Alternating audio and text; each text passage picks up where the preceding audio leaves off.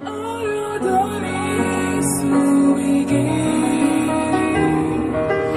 ಆರಾಧನೆ ಯೇಸುವಿಗೆ, ಆರಾಧನೆ ಯೇಸುವಿಗೆ.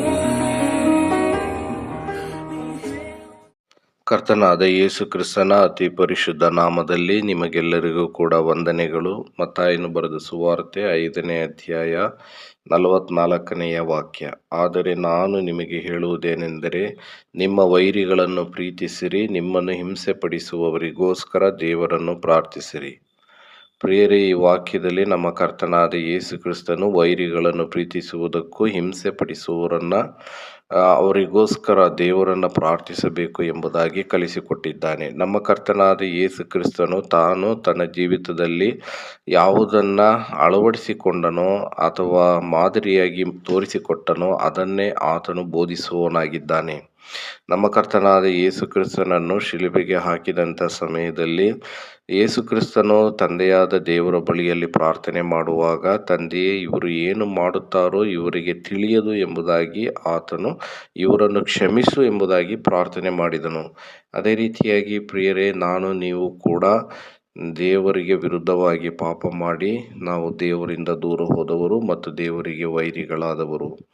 ಆದರೆ ದೇವರಿಗೆ ವೈರಿಗಳಾಗಿದ್ದಂಥ ನಮ್ಮನ್ನು ದೇವರು ಪ್ರೀತಿಸಿ ತನ್ನ ಒಬ್ಬನೇ ಮಗನನ್ನು ಈ ಲೋಕಕ್ಕೆ ಕಳುಹಿಸಿಕೊಟ್ಟನು. ನಮ್ಮ ಕರ್ತನಾದ ಯೇಸು ಕ್ರಿಸ್ತನು ನಮ್ಮ ಪಾಪಗಳನ್ನು ತನ್ನ ದೇಹದ ಮೇಲೆ ಹೊತ್ತುಕೊಂಡು ಮರಣದ ಕಂಬವನ್ನು ಏರಿದನು. ಆತನ ಬಾಸುಂಡೆಗಳಿಂದ ನಮಗೆ ಗುಣವಾಯಿತು. ಪ್ರಿಯರೇ, ಈ ರೀತಿಯಾಗಿ ನಮ್ಮ ಕರ್ತನಾದ ಯೇಸು ಕ್ರಿಸ್ತನು ದೇವರಿಗೆ ವೈರಿಗಳಾಗಿದ್ದಂಥ ನಮ್ಮ ಪಾಪಗಳ ಪರಿಹಾರಕ್ಕಾಗಿ ಆತನು ಮರಣ ಹೊಂದಿದನು.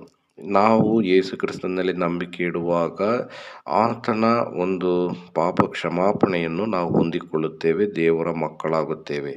ದೇವರ ವೈರಿಗಳಾಗಿದ್ದವರು ಈಗ ದೇವರ ಮಕ್ಕಳಾಗುತ್ತೇವೆ.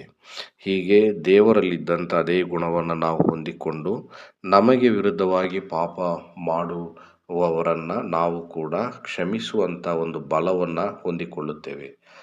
ಹೀಗೆ ನಾವು ಕೂಡ ದೇವರ ಮಕ್ಕಳ ರೀತಿಯಲ್ಲಿ ವರ್ತಿಸ್ತೇವೆ. ಹೀಗೆ ನಾವು ಕೂಡ ದೇವರ ಒಂದು ಮಕ್ಕಳಾಗಿ ಯೇಸು ಕ್ರಿಸ್ತನಲ್ಲಿ ನಂಬಿಕೆ ಇಡುವುದರ ಮೂಲಕ ನಾವು ವೈರಿಗಳನ್ನು ಕ್ಷಮಿಸುವಂಥ ಬಲವನ್ನು ಹೊಂದಿಕೊಳ್ಳುವಂತೆ ದೇವರು ತಾನೇ ನಿಮಗೆ ಸಹಾಯ ಮಾಡಲಿ ಎಂಬುದಾಗಿ ನಮ್ಮ ಪ್ರಾರ್ಥನೆಯಾಗಿದೆ.